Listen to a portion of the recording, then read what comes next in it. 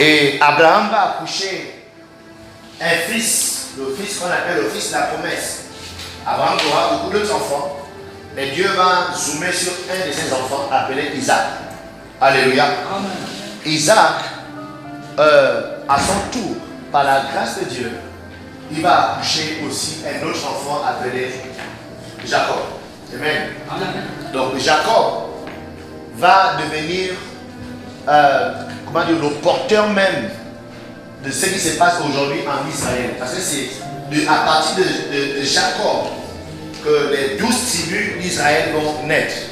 Donc 12 tribus, qui dit 12 tribus, ça veut dire 12 enfants. Donc les 12 garçons de Jacob, ce sont eux qui ont été pris pour constituer les 12 tribus d'Israël. Jacob a eu aussi des filles, mais Dieu, je ne sais pas trop pourquoi il aime faire avec les hommes. Dieu n'a rien contre les femmes, amen. Mais je ne sais pas trop pourquoi il prend tous les hommes. Bref. Amen. Alléluia. Et Jacob, de ses 12 enfants, un de ses enfants va de façon extraordinaire se retrouver en Égypte et va devenir dirigeant de l'Égypte. N'oubliez pas que l'Égypte c'est l'Afrique, amen. Et Israël c'est le Moyen-Orient, alléluia. Et nous allons voir que le Moyen-Orient va connaître la famine, une famine terrible. Et à cette époque, l'Égypte est la puissance du monde. Amen. La première puissance du monde à cette époque, c'est l'Égypte. C'est comme ça que vu que les enfants d'Israël ont leur frère, qu'ils appellent Joseph, qui est en Égypte, c'est comme ça qu'ils vont aller, ils vont monter et retrouver leur frère en Égypte. Le frère dit non, venez avec vos femmes, venez avec vos enfants, et je vais vous donner des endroits où rester. C'est ainsi que le peuple d'Israël, le peuple de la promesse de Dieu, va se retrouver en Égypte. Et pendant l'époque où Joseph était là, où les gens qui ont connu Joseph étaient encore là, ils étaient à l'aise. Amen. Ils étaient un peu heureux. Et la Bible dit qu'ils se multipliaient. Ils augmentaient. Jusqu'à ce que les dirigeants qui n'ont pas connu Joseph, amen, ils vont commencer à apparaître et ils vont se sentir menacés des étrangers qui sont en train d'augmenter dans leur pays. Je pense que c'est légitime, hein? Alléluia. Je pense que c'est légitime. Et ce dirigeant va décider de faire quelque chose pour que les gens là arrêtent de se multiplier. Et qu'est-ce qu'il va faire? Il va les persécuter. Hein? Il va leur rendre la vie dure. Amen. Et ce qui est terrible, c'est que la persécution va au contraire augmenter leur capacité à accoucher. C'est comme si le Seigneur, les gens qui appartiennent à Dieu prospèrent dans la persécution. Amen. On dirait que les gens qui appartiennent à Dieu, tant que tu ne connais pas la persécution, tant que tu ne connais pas la dure que le monde t'impose, la dure que les hommes t'imposent à cause de ton appartenance à Dieu, on dirait que le Seigneur a mis quelque chose à l'intérieur, dans la persécution. C'est pourquoi il ne faut pas fuir dis à ton voisin, ne fuis pas la persécution. Alléluia. Alléluia. Yes. Et là, malheureusement, le peuple va augmenter. Et là, le monsieur va décider de faire d'eux des esclaves. Et ils vont commencer, c'est là où la vie va commencer à devenir pénible pour eux. Et ça va durer 430 ans. Normalement, c'est 400 ans. 400 ans. Jusqu'à ce que Moïse fasse ce qu'il a fait, il a perdu encore 30 ans. Donc, ce qui fait en tout 430 ans où ils ont connu la dure. Donc, de génération en génération, les gens ont connu la dure. C'est-à-dire, toi tu connais la dure, ton enfant connaît la dure, l'enfant de ton enfant connaît la dure. C'est-à-dire, vous connaissez, il y a les pays où 3 générations sont nées. C'est un même gars qui est président. Tu connais un pays comme ça là? C'est-à-dire, ton arrière-grand-mère a subi l'élément. Donc, quand tu viens, tu subis aussi l'élément. Tu connais un pays comme ça? Non. Donc, tu vois que des générations après génération, ils vont connaître la dure. Jusqu'à ce qu'ils vont se rappeler qu'ils ont un Dieu. Dis à ton voisin, tu as un Dieu. Il est le Dieu Tout-Puissant. Il déclare qu'ils vont crier à l'Éternel. Dieu va entendre leurs cris. Et Dieu va décider de les délivrer. Amen. Et là, après plusieurs manifestations de la puissance de Dieu pour forcer au Pharaon d'accord, au chef de l'Égypte de les libérer, ce chef-là ne va pas les libérer. Jusqu'à ce que Dieu va donner le dernier coup. Dites-moi le dernier coup. Le dernier coup, c'est qu'il va envoyer quelque chose. Il va envoyer une force.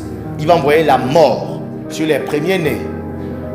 Et pour sortir, sauver le peuple, son peuple, il va demander au peuple de prendre le sang, de prendre l'agneau, de prendre le sang et de mettre sur leur maison. De sorte que lorsque l'esprit de mort, qui sait que la mort est un esprit? Amen. Dis à ton voisin, la mort est un esprit. La mort est un esprit. Yeah. Derrière chaque maladie, il y a la mort. Amen. Yeah. Donc quand quelqu'un a dit une maladie bizarre, il faut y penser à la mort. Ils sont ensemble. Yeah. Parce que la mort, lui aussi, il existe. Il faut qu'il fasse des choses. Alléluia. Alléluia. Donc c'est pourquoi quand tu as une maladie, il ne faut pas négliger. Oh non, ça va aller, ça n'ira pas. Alléluia. Ça n'ira pas.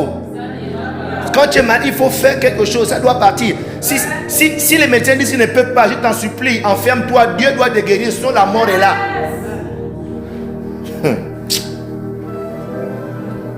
Dieu va dire, écoutez, voilà ce qui va se passer, prenez un agneau. Ça n'est pas notre sujet d'aujourd'hui. Mais ce que je voudrais dire, c'est que pour les juifs du monde qui ne sont pas chrétiens, aujourd'hui, vendredi, qu'on appelle le vendredi saint, c'est un jour particulier pour eux. Vous imaginez? C'est le jour où ils ont été sortis de 430 ans d'esclavage. Donc ils prennent cette journée très au sérieux. Sérieusement, ils prennent des agneaux dans chaque maison, ils payent, ils achètent des animaux et ils font la fête. Ils mangent exactement comme c'est décrit. Alléluia. Mais nous ne sommes pas des juifs de chair. Nous ne sommes pas des juifs de sang. Et l'apôtre Paul est venu nous sauver afin de nous greffer dans cette histoire. Alléluia. Dans 1 Corinthiens chapitre 5 verset 7. Aujourd'hui c'est l'introduction de notre séminaire. Nous allons poursuivre demain et clôturer dimanche. Amen. Demain nous aurons un autre orateur, le pasteur Freddy Obam. Il est coordinateur régional de l'entreprise Olam dans l'Angounier. C'est l'Angounier, là où il y a Mouila, tout ça là, c'est l'Angounier. Voilà, c'est lui qui gère Olam dans cette zone. Actuellement, il est en train de rouler de Mouila pour venir à Libreville. Amen. Yes, donc il va arriver demain matin, ce qu'il m'a dit, parce qu'il va décoller cette nuit. Il va rouler toute la nuit. Il viendra juste pour le séminaire. Amen. Il va arriver demain et en soirée, il sera avec nous. Lui et son épouse, dimanche aussi, amen. Aujourd'hui, je vais introduire, je ne vais pas trop toucher, tout est accompli. C'est lui qui va toucher ça, amen. Aujourd'hui, je voudrais nous rappeler cet événement. C'était un vendredi, amen. C'est le vendredi là que tout a commencé pour le Seigneur Jésus-Christ. Le vendredi où la peine a commencé pour lui. Le jugement a commencé pour lui.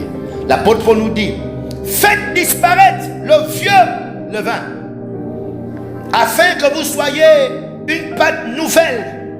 Faites disparaître quoi? Le vieux levain, afin que vous soyez une pâte nouvelle. Puisque vous êtes sans levain, car Christ, c'est notre Pâque. Christ, notre Pâque, a été... Il y a ton voisin, Christ est ma Pâque.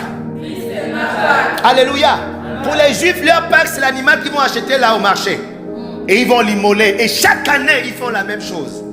Mais nous avons pour Pâques Jésus-Christ. Alléluia. Dis Christ est ma Pâque. Dis Christ est ma Pâque. Alléluia. Yes. Et la Pâque qu'eux, ils ont immolé, l'agneau qu'ils ont immolé, a sauvé leurs enfants. Amen. N'est-ce pas, non? Cet agneau, cette Pâque a sauvé leur premier-né. Dès que l'esprit est passé, à cause de l'agneau immolé, leur enfant n'a pas été touché. Elles sont ensemble. Elles sont ensemble. Christ est ma Pâque. Tu sais de quoi Christ me sauve? Dis à ton voisin, tu sais de quoi Christ me sauve? Christ me sauve de l'enfer. Elles sont ensemble. Parce que vous savez que l'enfer est le jugement de Dieu. Vous savez ça? Est-ce qu'on est ensemble dans la salle? Amen. Est-ce que vous savez que l'enfer est le jugement de Dieu? Yeah. Yes. Yeah. Dieu a décidé de juger le peuple d'Égypte en envoyant quoi? La mort. Mais qu'est-ce qui a sauvé le peuple d'Israël qui était pourtant en Égypte? Leur Pâque, l'agneau qu'ils ont immolé. Tous ont péché. Tous sont privés. Et le salaire du péché, alléluia, la mort, c'est le jugement de Dieu. L'enfer est le jugement de Dieu. Mais ils sont gratuitement sauvés par quoi? Hein? C'est ça, non? Tous sont payés. Où le verset? Comment on fait ça? Quand on lit un verset, puis tu écris et tu trouves. Hein? Romains 6, 23. Romains 6, 23. Oui. Non. Ça bug. Hein? Car le salaire du péché, c'est la mort. Mais le don gratuit. Amen. Mais le don gratuit, c'est la vie éternelle en... Est-ce qu'on peut lire ça ensemble? 1, 2, 3. C'est la mort. Mais le don gratuit de Dieu, c'est la vie éternelle. Reviens dans Romains 3, 23 d'abord. Kadabaché mama. Kemalama shara re mama. Ororo shara. Orera. Eh, on se fout. Why? Car tous ont péché et sont privés de la gloire de Dieu. Romains 6, 23. Et le salaire du péché, la conséquence, la fin, le jugement du péché, c'est la mort. Mais le don gratuit de Dieu, c'est la vie éternelle en Jésus-Christ notre Seigneur. Jésus m'a sauvé de quoi? De la mort en enfer, en me donnant quoi? La vie éternelle. Acclame le Seigneur. Comment? Hey! Je vous assure, vous devez chérir l'éternité. Bref, je ne suis pas comme moi pour savoir ça. Alléluia. Mais je sens juste que c'est vrai. Je sens juste que c'est réel. Je sens juste que cet endroit est réel, l'éternité. Auprès de Dieu pour toujours. Et c'est Christ, notre Pâque, qui nous a permis, qui nous a offert, qui nous a sauvés du jugement de Dieu, afin de nous faire sortir et de nous amener dans l'éternité. Amen. C'est pourquoi dans Hébreux chapitre 12, verset 2, ayant les regards sur Jésus, on va pas encore regarder qui, franchement. Ayant les yeux regardés sur Jésus, le chef, le consommateur de la foi, qui, en vue de la joie qui lui a été réservée, a souffert la croix. Aujourd'hui, on appelle ça Vendredi Saint. Au Ghana, on appelle ça Good Friday. C'est un jour de deuil. C'est un jour de réjouissance. Amen. Yes, c'est un jour. C'est aujourd'hui qu'il est mort aujourd'hui. C'est aujourd'hui qu'il est mort.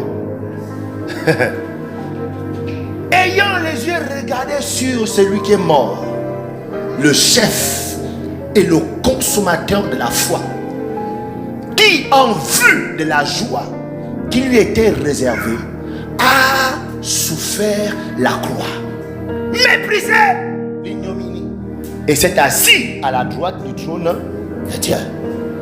Dans la version second 21, il dit ceci: faisons-le. Et ton voisin, faisons-le. Machada. Faisons-le en gardant les regards sur Jésus, qui fait naître la foi. Qui fait naître la foi? Qui fait naître la foi? Est-ce qu'il y a les chrétiens dans la salle? Kadabo Shimala. Qui fait naître la foi?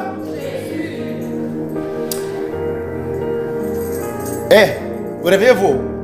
Qui fait naître la foi? Je ne sens pas. Qu'est-ce qui vous a possédé? Kamandosha. Qu'est-ce Qu'est-ce qui mène de la foi? Je ne sens pas le truc, c'est Jésus qui mène de la foi. Il dit quoi? Ce n'est pas un esprit de timidité que vous avez reçu. C'est un esprit de force. Un esprit de feu. C'est quoi ça? C'est Jésus. C'est quoi? Dis à ton voisin c'est quoi? Dis à ton voisin c'est quoi? Qui mène de la foi? Non.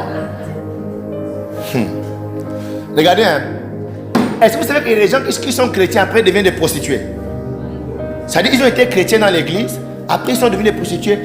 Oh, est-ce que vous savez qu'il y a des gens qui sont chrétiens, ils ont été chrétiens, après quand ils meurent, ils vont en enfer? La fin de Jésus, il faut être chaud. Il faut être chaud. Si tu es trop calme, quelque chose va te prendre. C'est ça qu'il va dire. Il va dire non. Dieu va dire, il va écrire à une église quelque part. Il dit, j'ai quelque chose contre toi. J'ai quelque chose contre toi. C'est que tu n'es ni chaud, ni bouillant.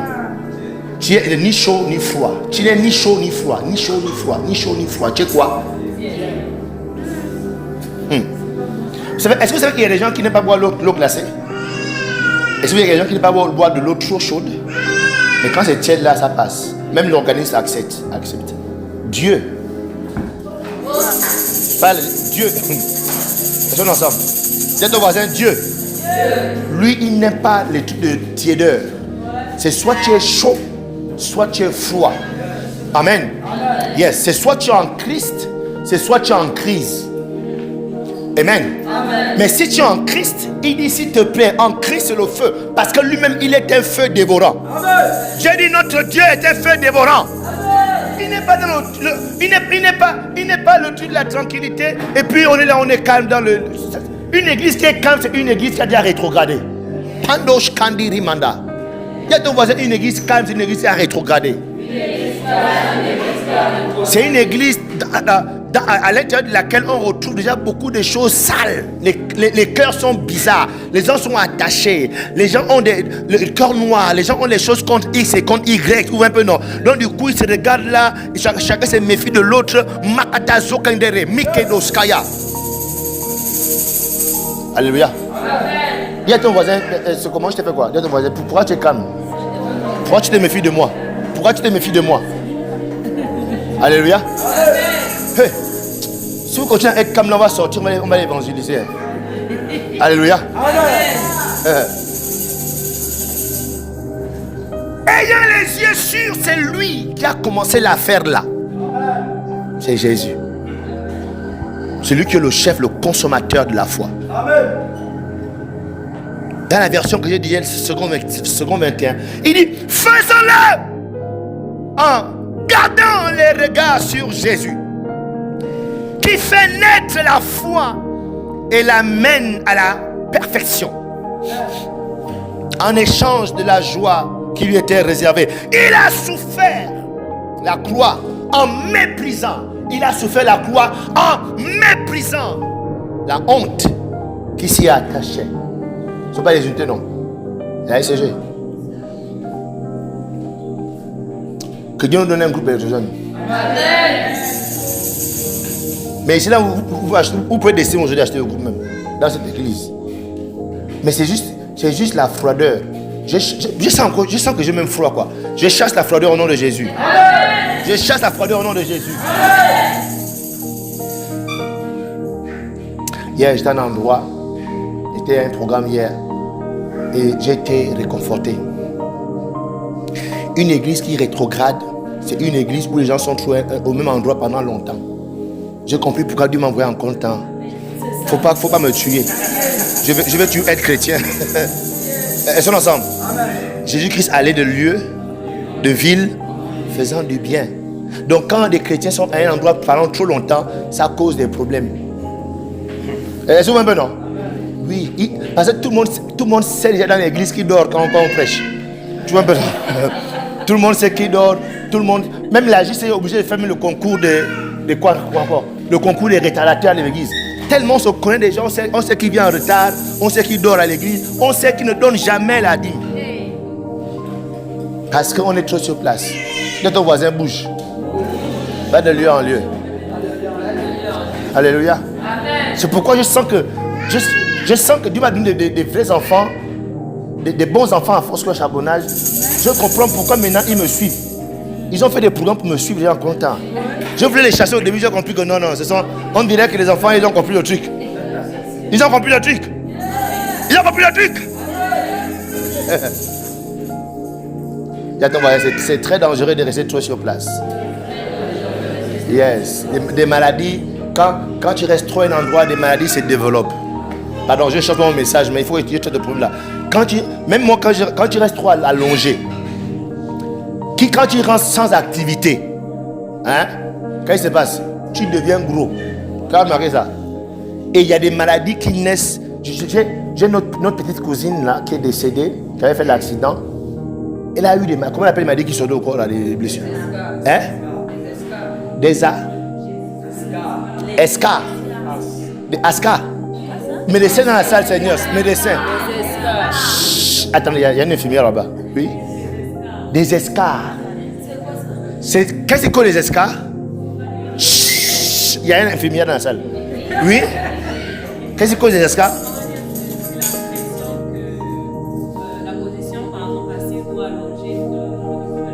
Il faut insister une position trop longtemps sans bouger, allongée. C'est-à-dire quand tu restes dans une position pendant trop longtemps sans bouger, ça te crée des escars. Ascars? On s'en fout. Amen. Vous voyez, le fait de rester trop au même endroit pendant longtemps, ça cause des maladies. Dis à ton voisin, est-ce que tu es malade? Pourquoi depuis là tu ne pries que 5 minutes? Ça fait 2 ans que tu es chrétien, tu ne pries que 5 minutes. C'est un endroit, hein, prier 5 minutes pendant longtemps. Escars spirituel. Ils sont ensemble. Yeah. Depuis que tu es chrétien, tu ne viens à l'église que dimanche. Escars spirituel. Depuis que tu es chrétien, tu ne donnes que 500 francs d'offrande. Elles sont ensemble. Depuis que tu es chrétien, tu ne lis aucun verset. Escars spirituel. Elles sont ensemble. Amen. Alléluia. J'aimerais te booster à être un chrétien qui évolue. Alléluia. Yes. C'est pourquoi vous allez voir, il y a des chrétiens. Un mois de c'est chaud. Après, le chrétien devient bizarre. Escars spirituel. Le chrétien est toujours resté au même endroit, faisant la même chose pendant trop longtemps.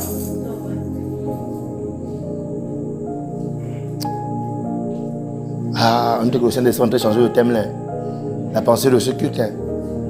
Alléluia. Amen. Yeah, c'est ça. Yes. Bref. Que Dieu te guérisse de ça au nom de Jésus. Amen. Nous parlons de Jésus-Christ, notre Pâques. Dans la version parole vivante de ce même verset, il dit ceci: gardons les yeux fixés sur Jésus dans cette course de la foi. Il est notre chef de file et nous mènera au but. Le chef de file, c'est le commandant, il est devant. C'est-à-dire, il nous montre comment on fait. Il nous explique comment on fait. Suis son mouvement. Dites, on va suivre son mouvement. Quelle est la course? La course de la foi. C'est pourquoi l'apôtre pouvait dire non, j'ai combattu le bon combat de la. J'ai combattu le bon combat. J'ai gardé la. Est-ce que vous voyez un peu, non? Donc l'affaire là, c'est de garder la foi jusqu'au bout. Et il nous dit ici que Jésus-Christ est le chef de file. Ne t'embrouille pas. Regarde seulement à Jésus.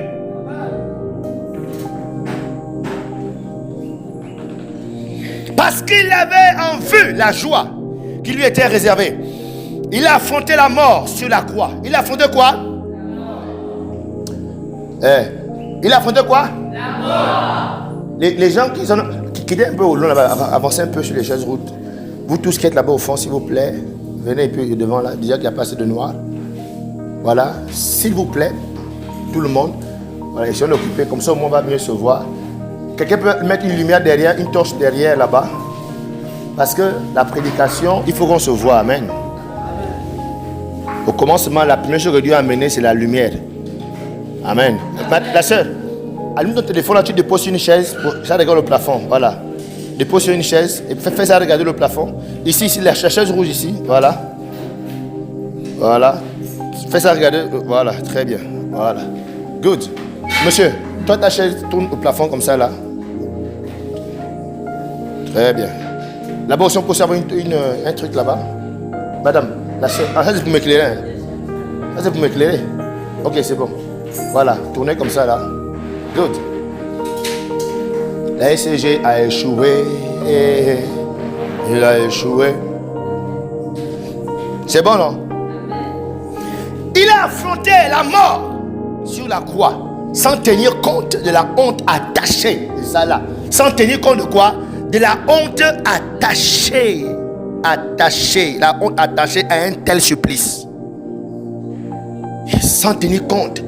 Et il siège désormais à la droite de Dieu. Tu vas siéger à la droite de Dieu. Amen. Tu vas siéger à la droite de Dieu. Amen. Alléluia. Amen. Quand tu es dans ce monde et que tu sièges à la droite de Dieu, c'est-à-dire que tu vis la gloire que Dieu donne aux hommes. Est-ce que vous savez que Dieu donne la gloire aux hommes sur la terre? Est-ce que vous savez que Dieu donne l'honneur aux hommes sur la terre? Amen. Est-ce que vous savez que Dieu donne la louange aux hommes sur la terre? Amen. Yes. Yeah. Mais ce n'est pas tous les hommes. Il donne ça aux hommes là qui ont pris, ont regardé Jésus, qui ont suivi Jésus, qui ont imité Jésus-Christ jusqu'au bout. Parce que la conclusion de ce qui s'est passé avec Jésus-Christ, c'est qu'il s'est assis à la droite de Dieu. Amen. Alléluia. Amen. Yes, thank you Jesus. Pardon, vous mettez aux chaises jaunes là. Voilà. Kadabadaba. Shenderebre. Donc, dis à ton voisin, Jésus est l'auteur de la foi chrétienne.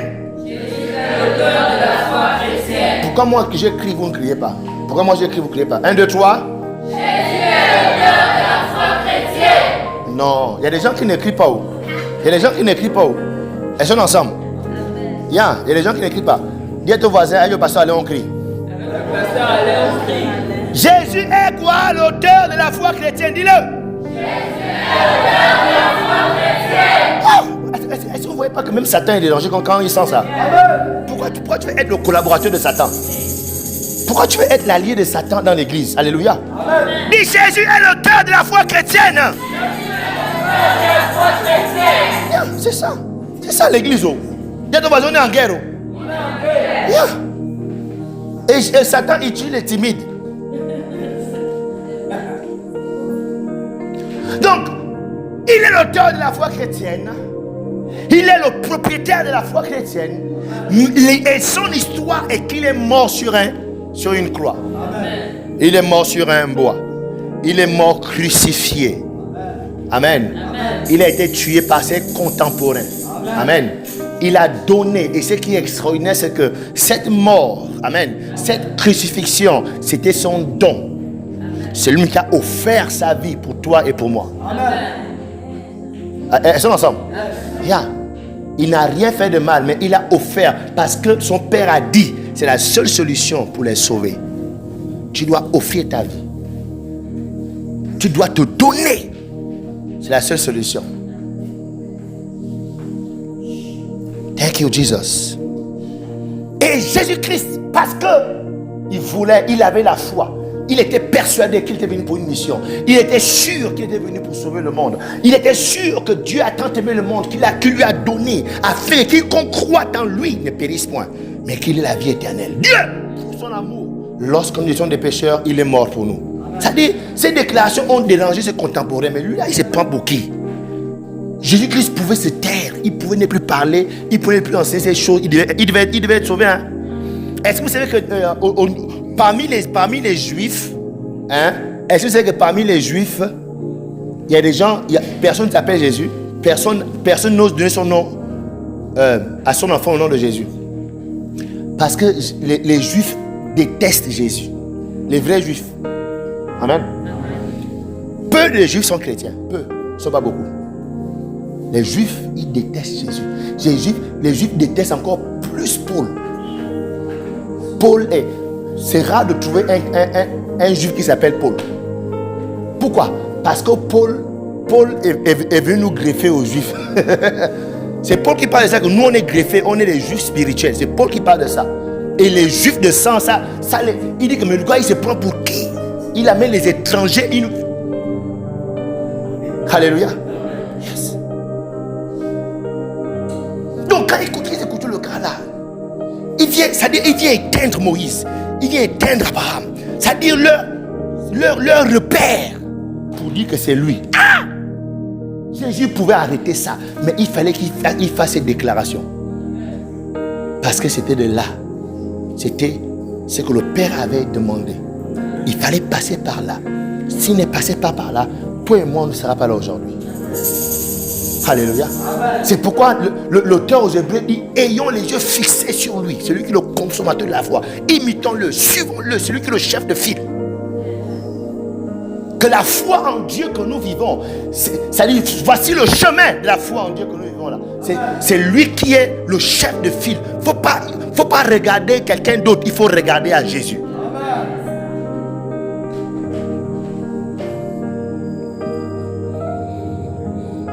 Aujourd'hui, c'est vrai, nous portons, je porte ma croix expressément. C'était pour illustrer ça. Aujourd'hui, les croix que nous portons, c'est juste pour faire mignon. Je suis un peu mignon comme ça, non? Amen. D'autres ont des croix en bois, amen. D'autres ont des croix en or, alléluia. Quelle croix en or ici, en or? Ma femme a perdu la chaînette en or en croix. Voilà, c'est moi qui l'ai offert ça, on était fiancés. Elle a perdu ma chaînette de fiancée, bref. Alléluia. Amen. Aujourd'hui, c'est pour faire beau. Amen. Aujourd'hui, c'est pour décorer ton corps. Mais la croix est l'instrument qui a été utilisé pour tuer ton sauveur et mon sauveur. C'est sur la croix qu'on l'a tué. Pour nous, aujourd'hui, c'est juste pour décorer et puis ça fait beau. Mais pour qu'il meure, on a utilisé quoi? La croix.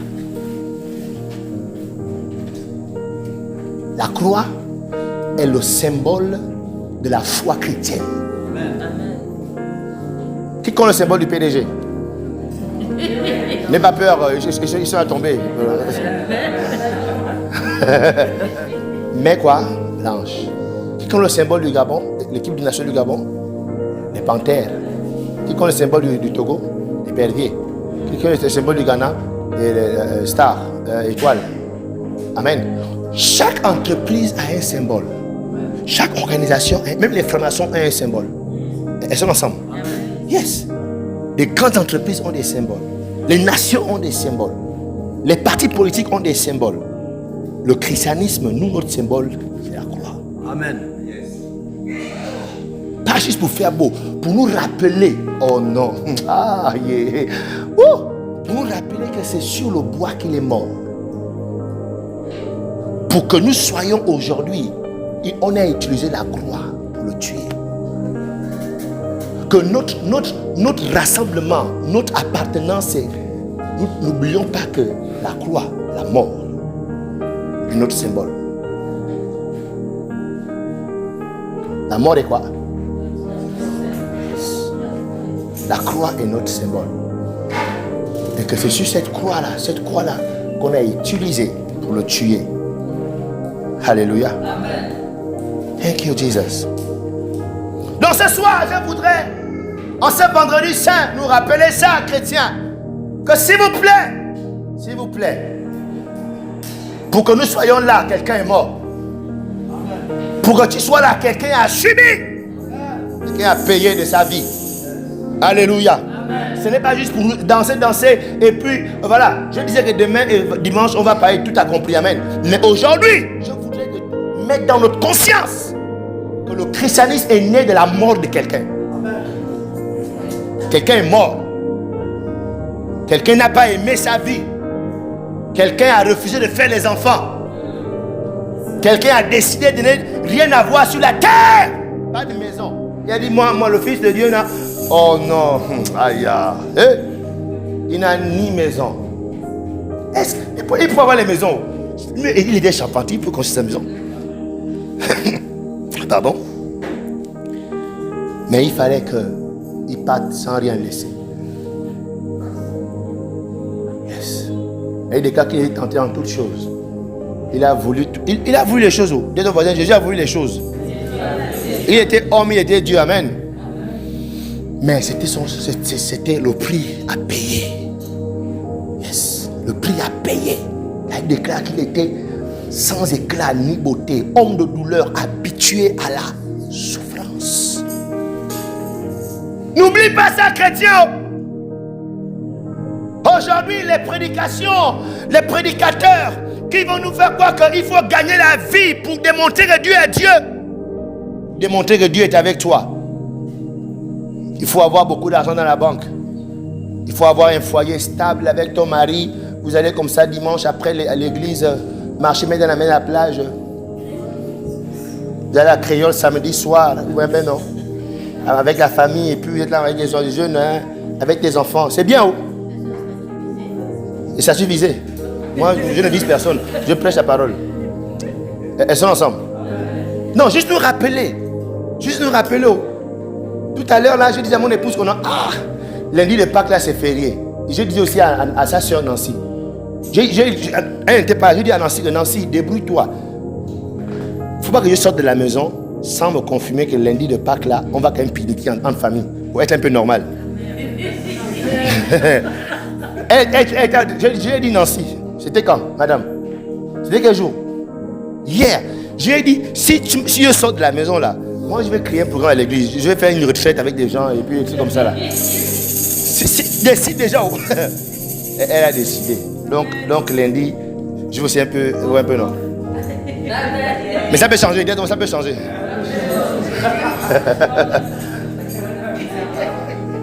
Non, mais je voudrais nous rappeler que l'affaire du christianisme a commencé par la mort de quelqu'un. Quelqu'un a pris sa vie, l'a jeté comme ça. C'est très important. Et c'est ça que l'apôtre Paul appelle, ou bien l'apôtre Paul appelle, il appelle ça le véritable évangile. Le véritable évangile, c'est que quelqu'un est mort pour que tu sois sauvé. Waouh! Méprisé et abandonné, Isaïe 53, verset 3. Méprisé et abandonné. Donc, les amis, l'histoire de la Pâque, c'est l'histoire de la croix, c'est l'histoire de Jésus qui a été méprisé et abandonné pour toi et pour moi. Amen. Homme de douleur et habitué à la souffrance. Une des douleurs que Jésus-Christ a connues. Une de ces douleurs qu'il a endurées pour toi et pour moi. C'est le fait de savoir qu'il va mourir tel jour et comme voici comment il va mourir. Amen. Amen. Vous savez, c'est savoir que tu vas mourir demain. Hey! Hein, on dirait que tu connais ça? Tu connais un peu ça? Hein? Quand madame, il mourrait 6 mois à vivre. Hey, c'est un traumatisme. Moi, je n'ai pas connu ça, mais je sens juste que c'est un traumatisme. On te dit non, il te reste 6 mois à vivre. Tu vas mourir. Jésus, on lui a montré quand, comment, dans quelles circonstances il va mourir. La Bible déclare qu'il est rentré en agonie. Les amis, agonie. En français, ça veut dire un stress profond. Et le stress profond là, selon les médecins, ça fait éclater ses veines à l'intérieur. Les veines se sont éclatées, pouf! Et le sang a coulé à l'intérieur du corps et est sorti par les pores. C'est pourquoi la Bible déclare que la sueur devient comme des grumeaux de sang. C'est cette agonie là qui a causé ça. Parce qu'il a vu la mort. Il a vu comment il devait mourir. Surtout qu'il a vu que son père devait l'abandonner. Pour toi et pour moi. C'est ce qui s'est passé vendredi. Donc en rentrant là, s'il te plaît, pas les fêter. Oui. Va te rappeler de ce qu'il a fait. La Pâque, c'est l'histoire de la croix de Jésus. Dites-moi, la Pâque, c'est l'histoire de la croix de Jésus. Ça vous avez vu, non? L'esprit de Timothée est revenu là. La Pâque, c'est l'histoire de la croix de Jésus. La Pâque, c'est l'histoire de la croix de Jésus. Vous là, souvent en décembre, vous êtes haïa. Janvier, vous commencez à rétrograder. Vous fumez le champ en cachette. Hein, c'est ça. Ça dit en décembre, là, feu. Après, quand janvier arrive, là, view. Hein? Bien, la Pâque est l'histoire de la croix de Jésus. De la croix de Jésus. Qu'est-ce que la Pâque? Quand on va te demander, madame, qu'est-ce que la Pâque dans ton bureau? La Pâque, c'est l'histoire de la croix de Jésus.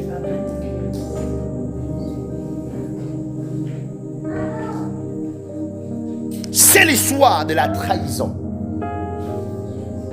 Des gens qu'il a aimés. Des gens en qui il s'est investi. Les gens qui mangeaient avec lui. La croix, c'est l'histoire de la trahison de Judas. qui a mené ses ennemis à lui pour le tuer. La croix, c'est l'histoire de la souffrance du rejet.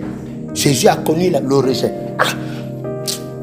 Les Juifs ont préféré un étranger à Jésus. Barnabas était un étranger, il n'était pas juif. Quand tes propres parents te rejettent pour un criminel, un inconnu, ça c'est un rejet profond. Hein? Le gars qui a dit qu'il l'aime de tout son cœur, Pierre a dit je ne le connais pas. Le gars lui dit que, oh mais toi Jésus, Pierre a dit à la jeune fille que non petite, tu continues, moi je vais te taper. Je dis je ne connais pas Jésus. À 3 reprises, il a dit il ne connaît pas Jésus. Petit, tu insistes, je vais te taper. Je ne le connais pas. La croix, c'est la souffrance de la trahison. La souffrance du rejet des gens qu'il a considérés. Les gens en qui il s'est investi. Les gens à qui il a fait du bien. Les gens qu'il a guéris. Les foules qu'il a guéris. Hey! Les gens qu'il a prophétisés. Les gens à qui il a redonné la vie. Mais quand les gens là, le temps est arrivé, ils ont tous crié, tuez-le. Waouh! Ça dit, tu es là, tu entends juste la foule. Tuez-le, tuez-le, tuez-le, tuez-le. Non, c'est pas facile. Oh. Ça dit en fait, même le couteau là est rien par rapport à de penser que les gens là, ça fait pas longtemps ils me célébraient. Je suis rentré à Jérusalem comme un roi. Vous vous rappelez de ça, non? Tuez-le, tuez-le, tuez-le. Libérez Barnabas, tuez-le, tuez-le. Mais il était quoi? Comme un agneau. Il n'a point ouvert la bouche. Parce qu'il savait qu'un seul faux pas, peu et moi, nous irons en enfer. Il n'a rien dit. Parce qu'il fallait qu'il réussisse la mission. La mission, il consistait à ce que toi et moi, nous soyons là aujourd'hui. Dis à ton voisin, nous sommes là aujourd'hui parce qu'on l'a rejeté. Nous sommes là aujourd'hui parce qu'on l'a rejeté. La Bible poursuit en disant, il était semblable à celui dont on détourne le visage. Nous l'avons dédaigné. Nous n'avons fait de lui aucun cas. Alléluia. Dédaigner, ça dit détourner de honte, ça dit tu fais honte. Vous voyez un peu non? Ça dit quand un parent te dit non, tu me fais honte. Ça dit quand tu vois, on met la tête comme ça, pardon. Faut pas que les gens sachent qu'on se connaît. Est-ce que vous voyez un peu non? C'est ça. Oh. Ça dit dédaigner. Les gens, ils ont détourné le visage. Oh, on ne se connaît pas.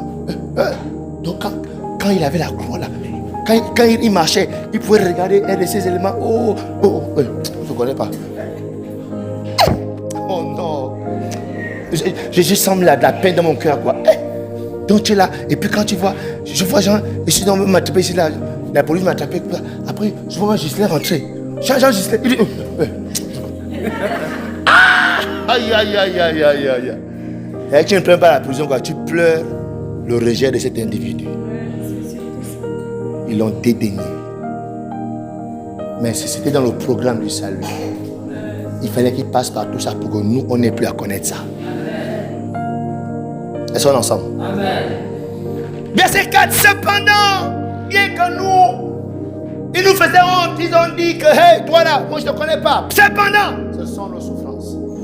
Cependant, ce sont nos souffrances qu'il a portées.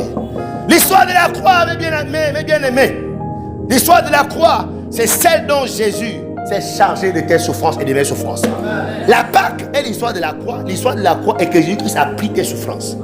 C'est-à-dire ce que toi tu devais souffrir, il a pris ça sur lui. Est-ce qu'on est ensemble? Amen. Voilà ce que Dieu a réservé aux pécheurs, le chemin de Jésus-Christ. Tu peux éviter cette souffrance, je t'en supplie. Amen. Amen. J'ai dit tu peux éviter cette souffrance. Amen. Jésus-Christ a déjà souffert. Amen. Pourquoi tu vas encore souffrir un truc dont Christ a déjà souffert? Mais c'est bizarre. On a payé ta dette. Pourquoi tu vas encore te réendetter? Pourquoi cette personne te fait encore peur alors qu'on a payé ta dette? Est-ce que vous savez qu'il y a les chrétiens qui vont se mettre encore sous la souffrance de ce que Christ a souffert déjà? Alléluia. Est-ce que vous savez qu'il y a des chrétiens qui sont malades? Vous savez, la maladie, tout le monde peut tomber malade. Mais il y a les maladies qui sont la conséquence du péché. Elles sont ensemble. Est-ce que vous savez qu'il y a les maladies qui sont la conséquence de ta désobéissance à Dieu? Mais on te dit que pour ça, la Christ a déjà payé le prix. Il y a les maladies que toi tu ne peux plus avoir, que tu ne dois plus avoir. Et parce que tu refuses de suivre le Jésus. C'est-à-dire, celui qui, ayant les yeux fixés sur Jésus, tu refuses de rester fixé sur Jésus. Par conséquent, tu vas te retrouver sur une route en train de prendre encore ces maladies. Que ça ne soit pas ton partage. Amen. Ton amen est malade. Amen. Il a pris ça sur lui. Alléluia. Amen. Normalement, tous les chrétiens doivent mourir des gens. Tu dormais, après tu es mort. Comme mon père spirituel, le révérend Tébi. Il est dormi après, il n'est plus revenu. Nous, tous les chrétiens doivent mourir comme ça. On ne doit pas mourir des maladies, genre, oh nos grands, suite, longue, quoi ça? Rien tu m'as dit là? Après une longue, quoi ça? Suite d'une longue maladie. Comment ça, longue maladie? Ouais. Nous, on doit mourir. Tu es dormir et puis il est mort. Ouais, on doit mourir comme ça là. Elles sont ensemble. Oui. Elles sont vraiment. Pourquoi souffrir longtemps et puis tu meurs? Ça, c'est pas le plan de Dieu. Amen. Amen. Dis à ton voisin, refuse cette maladie. Refuse cette maladie. Parce que Christ a déjà souffert pour toi, cette maladie. Il dit quoi? C'est de nos douleurs qu'il s'est truc. Pardon, il faut me suivre là, je ne vois plus bien ici. Ok. C'est de nos douleurs qu'il s'est chargé. Et nous l'avons considéré comme puni, frappé de Dieu, humilié. Mais il était blessé pour nos péchés, brisé pour nos iniquités. Le châtiment qui nous donne la paix est tombé sur lui. Et c'est par ces meurtrissures que nous sommes quoi? Guéris. Mes amis, cette histoire de la croix est celle de Jésus. Jésus qui a subi ces maux pour chacun d'entre nous. Il a subi ces humiliations pour toi et pour moi. Cette histoire dit que nous sommes invités à porter aussi chacun de nous sa croix. L'histoire de la Pâque, c'est l'histoire de la croix. C'est l'histoire de Jésus. C'est l'histoire que tous ceux qui suivent Jésus qui sont aussi appelés, invités à porter leur croix. Pourquoi? Ayant les yeux fixés sur Jésus-Christ, celui qui est le chef de file, on doit faire ce qu'il a fait. Afin d'espérer les mêmes résultats qu'il a. Dans ce monde, les grandes entreprises, comme je disais, ont leur symbole. N'oublie jamais que le symbole du christianisme, c'est la croix. Le symbole de l'église, c'est la croix. Donc la croix, la souffrance, la perte, la mort, tu ne dois pas quitter ta vie chrétienne. Amen. Parce qu'aujourd'hui, les prédicateurs de Satan, amen, les prédicateurs, les antéchrists, ils prêchent contre la souffrance des chrétiens. Ils prêchent contre la perte des chrétiens, contre le fait que les chrétiens doivent mourir. Tu as déjà remarqué ça? Les prédicateurs de Satan, qui aiment bien caresser les oreilles des gens, qui viennent de l'enfer, ils prêchent la sagesse du monde de demander aux gens de faire doucement. Ils ont quand même une vie. Ils ont quand même les enfants. Mais je vous un peu non? Ça, c'est pas l'évangile. Ça, c'est l'enfer. Et oui, silence, les gens commencent à dire, oh. Donc, ça veut dire quoi? Ça veut dire ce que ça veut dire. Point barre. Alléluia. Yes. Il dit quoi? Il est le chef de file. Nous sommes appelés à l'imiter. C'est vrai, on ne sera pas sur un bois et puis cloué, mais il y a quelque chose que tu dois perdre. Dis, tu dois perdre quelque chose. Tu dois mourir dans quelque chose. Tu dois souffrir quelque chose parce que tu suis le Seigneur. C'est quoi ce christianisme où tout est cool, tu ne souffres rien, tu ne perds rien, tu souffres même parce que tu es un métier idiote ou bien idiot. Attention, les souffrances, il y a les souffrances où tu souffres, tu es idiot, insensé.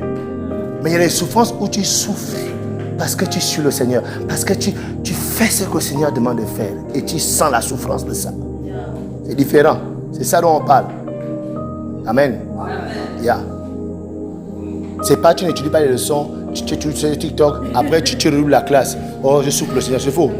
Arrête. Si tu ne souffres pas le Seigneur, c'est pas le Seigneur, hein. C'est toi qui es insensé. C'est pas de ça dont on parle.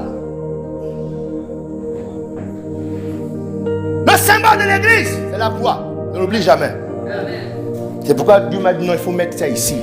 Je sais pas tous ces gens vont comprendre même ça. C'est pas pour décorer. C'est pour nous rappeler que ça c'est notre symbole. La croix, la mort, la souffrance, la perte. Dès qu'une église, tout devient trop cool, il n'y a plus trop la pression, il n'y a plus trop l'église a rétrogradé. L'église devient une église païenne et le péché va prospérer. Elles sont ensemble. Une église où les gens ne meurent plus pour le Seigneur. Les gens ne perdent plus leur éclat, leur beauté du monde. Où les gens ne sont plus là pour le Seigneur, qui souffrent. L'église là est une église païenne. Et le péché va prospérer. Et la puissance va partir. Amen. Yeah, c'est pourquoi vous pouvez voir tout à l'heure comment les chants ont fait. C'est-à-dire, quand tu vois les prédications, tu sens juste l'absence de sacrifice. Tout à l'heure les chants. C'est-à-dire, quand je dis là, c'est-à-dire c'est juste les gens ont refusé de mourir. Les gens ont refusé de souffrir. L'absence de sacrifice. Amen. Yeah. Regarde, vous voyez comment les choses sont vides, non? L'absence des sacrifices des pasteurs que nous sommes. On ne veut plus souffrir. On ne veut plus perdre. On ne veut plus mourir. Par conséquent, l'église devient un truc. Amen. Il dit quoi? À moins qu'un grain de blé ne tombe au sol et meure, il est seul.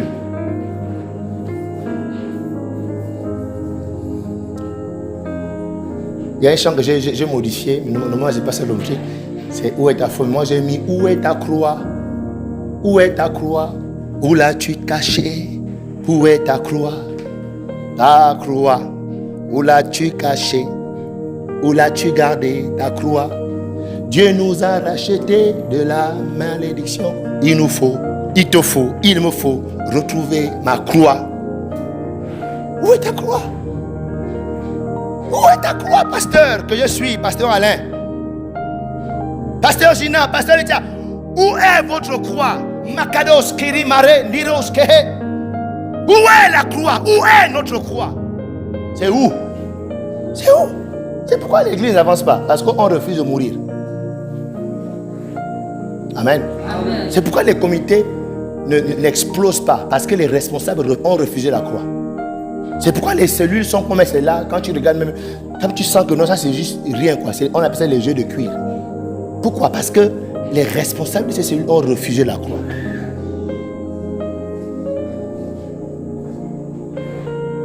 Et là, quand c'est comme ça, c'est le péché qui va augmenter. Les gens sont dans le péché, les gens vont tomber malades, on aura les sidérés à l'église, les gens auront des cancers, c'est ça la conséquence. Les cancers, les maladies, les échecs, c'est ça la conséquence. Lorsqu'on a refusé la croix. Parce que la puissance de l'église, c'est derrière la mort, la perte, la souffrance des chrétiens. Donc il est question, les amis, ce soir. Il est question, lorsqu'on est chrétien, tu dois disparaître. On ne doit plus te retrouver quelque part. Tout à l'heure, je vais aller officier un décès. La personne a disparu, elle est morte. Lorsqu'on devient chrétien, on disparaît pour le monde, on meurt pour le monde. C'est quoi ces chrétiens où le monde te voit encore? Le monde te touche encore. C'est que tu n'es pas encore mort pour le monde. Tu es encore vivant. Donc il est question qu'on ne retrouve plus rien de toi dans ta famille. Comment on t'a connu. Il est question de ça. Dis à ton voisin, il n'y a pas de chrétienté sans la mort. Il n'y a pas de chrétienté sans la mort. Ce silence-là ne m'effraie pas. Je dis, il n'y a pas de chrétienté sans la mort. La Pâque nous parle de l'histoire de l'homme de la croix qui s'appelle Jésus. Donc avant de faire la fête demain et dimanche, ce soir je voulais te rappeler ça. Changeons le tir les amis. Changeons ce christianisme qui n'a pas pour modèle Jésus. Changeons ce leadership en tant que pasteur, leader que nous sommes. Qui nous suivons? On copie qui dans notre leadership? On copie qui? On regarde à qui? Le truc qu'on fait là, l'église qu'on fait là, on copie qui? Hein? Diacre Gislain, les diacres. C'est-à-dire, l'œuvre qu'on fait là, c'est qui est le modèle, qui est l'auteur? On suit qui pour faire ce qu'on fait, la façon qu'on fait là. Hein, Serge? Quand tu es là-bas, ça dit, tu suis qui? Ça dit, c'est trop cool. On grossit, on est même gros. On grossit même, on a déjà les gros ventres, on devient machin. Pourquoi? Parce que on fait autre chose que ce que Jésus-Christ est. Alléluia. Amen. Tu vois, tu suis qui? Tu suis qui? Même le premier, quand je vais rentrer à la maison, c'est ça mon pleur. Mes pleurs, Seigneur, je t'en supplie. Je t'en supplie. Délivre-moi du faux christianisme. Délivre-moi du faux leadership. Délivre-moi de ça. Il n'y a pas d'église sans sacrifice. Il n'y a pas d'église sans perte. Il n'y a pas d'église sans souffrance. Souffrance. Souffrance. Ça dit ce que les autres jouent dehors, tu ne peux pas jouer de ça. Parce que tu dois engendrer. Tu dois organiser l'œuvre de Dieu. Tu dois amener les gens à la repentance. Tu dois amener les gens à la conversion. Tu dois. À cause de ça, tu ne te rends pas compte. 6 mois sont passés, tu n'as pas vu tes parents. 1 Corinthiens 2, verset 1. Pour moi, frère, lorsque je suis allé chez vous, me rappelez l'heure s'il te plaît, ce n'est pas avec supériorité de langage ou de sagesse que je suis allé vous annoncer le témoignage de Dieu. Car je n'ai pas eu la pensée de savoir parmi vous autre chose que Jésus-Christ et Jésus-Christ quoi? Crucifié. Paul est venu regarder dans leur vie. Il veut se rassurer que est-ce que la croix de Jésus-Christ est plantée dans leur vie? Est-ce que c'est planté dans leur cœur? Est-ce qu'ils sont en train de suivre le Jésus-Christ crucifié? Ou bien le Jésus-Christ du berceau? Hein? Il est Jésus, le libre enfant.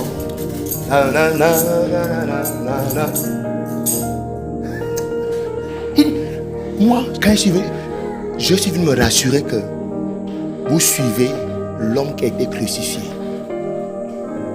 Vous ne suivez pas l'homme de miracle, l'homme de guérison, l'homme de résurrection. Non. C'est pas ça là. C'est pas ça là qui sauve. C'est la croix qui sauve. Pour regarder, est-ce que les responsables, les leaders, les chefs d'église, est-ce qu'ils ont ça dans leur esprit? Il s'est rassuré, c'était ça. Il pouvait repartir chez lui. Le christianisme a beaucoup de sujets. On peut faire beaucoup de programmes. On peut faire beaucoup de choses, d'activités, d'ateliers. Comment repasser. C'est bien. Amen. C'est bien. Amen. Regardez, les païens font ça mieux pour leurs enfants que nous. Alléluia. Yeah. C'est pourquoi l'église devient faible. Parce qu'on veut apprendre les gens à repasser. Makatazukete. On va apprendre les gens à préparer le nyamoué. Masundeye. On va apprendre les gens comment casser les enfants dans la salle. Comment s'occuper de leur gars. Ouais, il y a des programmes dans l'église. Qui connaît ça? J'ai attiré des femmes comment machin, amasser ton. Non, les enfants, vous me bloquez l'onction. Hein? Alléluia. Mais lorsqu'on veut inviter les chrétiens à mourir, ça devient rare. À perdre, à souffrir. Ça devient rare. Ça devient... Et quand tu fais cela, tu n'as pas l'onction. Comment les 10 clés d'entrepreneuriat, de création d'entreprise. Ça, c'est pas l'église. Ça, c'est pas... Oh non. Ça, c'est pas l'œuvre de Jésus-Christ. Oh. Comment devenir un chef d'entreprise? C'est pas l'œuvre de Jésus-Christ. On le fait parce qu'on est humain, on a besoin de ça. C'est-à-dire, faisons-le, mais rassure-toi que le truc essentiel est là. Ce qui fait qu'aujourd'hui, beaucoup, les chrétiens sont effectivement occupés à développer leur entreprise.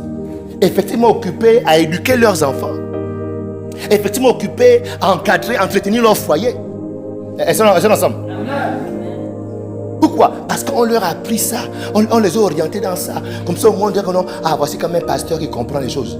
Ah, voici quand même un pasteur sage. C'est le pasteur de l'enfer qu'on t'a envoyé pour te prêcher. Toi aussi, homme de l'enfer, femme de l'enfer. Vous faites vos choses des gens de l'enfer. Amen. Dis à ton voisin, faut n'envoie jamais mon pasteur fait comme ça. Faut jamais envoyer mon pasteur dans les choses de l'enfer là. Dis, n'envoie pas mon pasteur dans les choses de l'enfer là. N'envoie pas mon pasteur dans les choses de l'enfer. Il dit, je suis venu seulement pour une seule chose, me rassurer. Le Christ. Et lequel des Christ? Lequel? Pas n'importe lequel. Pas celui qui a multiplié le pain. Amen. Pas celui qui a marché sur les eaux. Amen. Non. Pas celui qui a ressuscité Lazare. Est-ce que vous comprenez là? Mais le Christ crucifié. Amen. Il dit, moi Paul, c'est la seule chose qui m'a amené vers vous. Me rassurer de ça. Quel Christ tu adores? Quel Jésus tu suis? Hein? Lequel de Jésus-Christ tu suis? Lequel de Jésus-Christ donne ta foi? Lequel? Le Jésus-Christ qui multiplie le pain. C'est pourquoi aujourd'hui l'église est remplie de chrétiens qui viennent à l'église pas pour Jésus-Christ mais pour le pain de Jésus. Parce qu'ils suivent le pain de Jésus-Christ. Ils suivent le pain de Jésus-Christ. Ils suivent les miracles de Jésus-Christ. Ils suivent la puissance de Jésus-Christ. Ils suivent l'onction de Jésus-Christ. Est-ce que vous comprenez ça? Amen. Ils suivent les prophéties de Jésus-Christ. Mais peu suivent la croix de Jésus-Christ. Peu suivent. C'est pourquoi l'église est faible. C'est pourquoi les chrétiens sont charnels. C'est pourquoi l'église est maintenant remplie de païens. Parce qu'un endroit où le païen peut être à l'aise, ce n'est pas l'église. Normalement, le païen à l'église, ça doit chauffer. L'église, c'est le rassemblement. Ça dit quand un païen est trop à l'aise à la chorale, trop à l'aise à l'accueil, trop à l'aise dans tes communautés, c'est plus l'église. Normalement, le païen doit être mal à l'aise. Numéro 15. Merci beaucoup. Donc je ne vais pas terminer mon message aujourd'hui, c'est pas grave. Donc je m'arrête par là. Je m'arrête par là. Dis mon pasteur s'arrête par là. Parce que si la pluie va s'énerver. Hey! Beaucoup vivent une fausse foi chrétienne. C'est pourquoi beaucoup iront en enfer. Parce que la foi, ce n'est pas le christianisme. La foi chrétienne, c'est la croix. Quelqu'un est mort pour tes péchés. Quelqu'un a subi la honte pour toi, pour tes péchés. Et il dit quoi? Si quelqu'un vient en moi, il fait quoi? Il ne se charge pas de quoi? De sa croix. Où est ta croix? De sa croix. Où est ta croix? Je m'arrête par là. Un jour, j'ai reçu un couple en entretien. C'était en 1932. Et le couple est venu me voir. Il fallait que je règle le problème du couple. Le gars a commencé. Il est devenu sérieux. Comme moi, j'ai été éduqué par mes parents. Et j'ai appris à respecter les femmes. Et voilà. Je vous ai pas les détails un peu, non? Il a fait au moins 30 minutes à parler. Après, le ciel a pris. Moi, j'ai été éduqué par ma mère. Ils sont tous. Donc, la conséquence, il dit oui, mais là, vous faites quoi? J'ai décidé de me retirer. Je pouvais retourner chez ma mère. Cette relation, je ne le comprends plus. Ça dit, pendant que les deux chamaillaient là, j'ai dit non. Attends, est-ce que les deux là savent qu'ils sont chrétiens? Et que la Bible impose, pour vivre ensemble, il faut se marier. Ça dit, ça ne leur fait rien, c'est même pas dans leur tête que non, un chrétien ne vit pas avec quelqu'un non marié. Au point où ils se chamaillent, ils se bagarrent, et le pasteur doit dire leurs problèmes. Moi, je leur dis non, séparez-vous. Gloire à Dieu, vous séparez. Maintenant, toi, rentre chez ta mère, sort. Toi, débrouille-toi. Maintenant, si tu veux, il vient voir tes parents. Maintenant, s'il dit aussi que non, c'est trop lui demander, et qu'il veut que. Voilà, tu vas souffrir. Là, tu vas souffrir Christ. C'est ça la croix. C'est ça la croix. Que tu perds un homme parce qu'il doit t'épouser, il ne peut pas. C'est ça la croix. Amen. Mais là, beaucoup de chrétiens refusent de porter cette croix. Oh, pardon, je risque de le perdre. Donc, mieux, je vais être vie en concubinage. Makato, Sanda. Lindero, Shanderebo, Skindi, Rimande, Skinde. C'est pourquoi l'église est faible. C'est pourquoi Satan gagne au milieu de nous. Il ne gagnera pas dans ta vie. Amen. Toi qui reçois ce message avec humilité et qui décide de prendre ta croix. Amen. Qui décide de porter ta croix. Amen. Qui décide de perdre quelqu'un. Qui décide de perdre quelqu'un, perdre un travail. Mets-toi debout ce soir. Nous sommes en train de nous rappeler de la croix, de nous rappeler de la Pâque. La Pâque, c'est quelqu'un qui a pris, qui a porté une croix. La Pâque, c'est quelqu'un qui a été humilié. Quelqu'un qui a été rejeté. Quelqu'un à qui on lui a dit non. Il faut accepter cette punition. Il a dit, si c'est possible, éloigne de moi cette coupe. On lui a dit non, c'est pas possible. C'est le seul chemin. Il dit ok, pas ce que je veux. Laisse que ta volonté se fasse. Élève ta voix. Demande au Seigneur. Je ne sais pas ce que tu as entendu, ce que tu vas demander à Dieu, mais prie un instant. La Pâque, c'est l'histoire de la croix. La Pâque, c'est l'histoire de ta croix. Ta croix, tu dois porter ta croix, je t'en supplie. Tu dois prendre ta croix, je t'en supplie, je t'en supplie. Je t'en supplie, sors du faux christianisme. Sors du pseudo-christianisme. Le vrai... Le christianisme, c'est suivre celui qui est mort pour nous. Le christianisme, le suivre, c'est suivre celui qui est le chef de file. Jésus, c'est lui qui est le chef de file. Et il a sa croix devant nous. On doit le suivre. Chacun avec sa croix. Chacun portant sa croix. Chacun portant sa croix. Toi, ta croix, c'est le rejet de tes parents.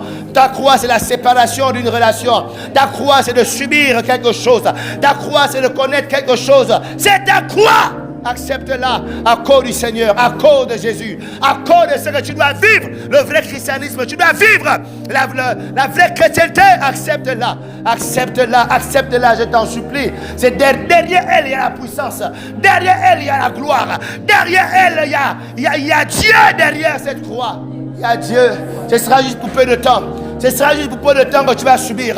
Ce sera juste pour un instant que tu vas pleurer. Ce sera juste pour un instant que tu vas gémir. Mais pour l'éternité, tu connaîtras la gloire. Tu connaîtras la gloire pour l'éternité. Aujourd'hui, Jésus connaît la gloire. La Bible déclare il a reçu le nom au-dessus de tous les noms. À la mention du nom de Jésus, tous genoux fléchissent et toute langue confesse qu'il est Seigneur. Ces quelques heures de souffrance sont derrière lui. Ces quelques heures d'humiliation sont derrière lui. Ces quelques heures de peine sont derrière lui aujourd'hui. Il connaît la gloire éternelle. Tu connaîtras la gloire éternelle. J'ai dit tu connaîtras la gloire éternelle. Foursquare, tu connaîtras la gloire éternelle. Foursquare, tu connaîtras la gloire éternelle. Accepte ta croix et tu connaîtras la gloire éternelle. J'ai dit à quelqu'un, accepte ta croix et tu connaîtras la gloire éternelle. Au nom de Jésus, acclame le Seigneur. Oh, acclame le Seigneur Jésus. Acclame notre Sauveur. Lui qui a pris sa croix pour nous.